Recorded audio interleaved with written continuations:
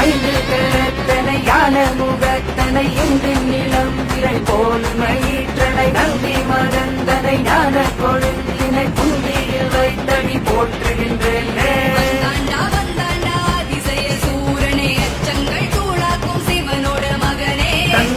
தந்தாண்டா கற்பக வீரனே தும்பிக்கை வீமனே வாருமையா